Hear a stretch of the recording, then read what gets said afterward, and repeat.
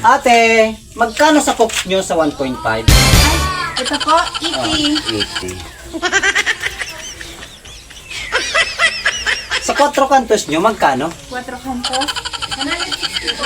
160. Sa pansit canton, magkano? 17 kuya. 17.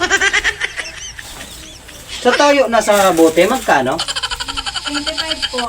25. Sa redoors nyo, te, magkano? 80.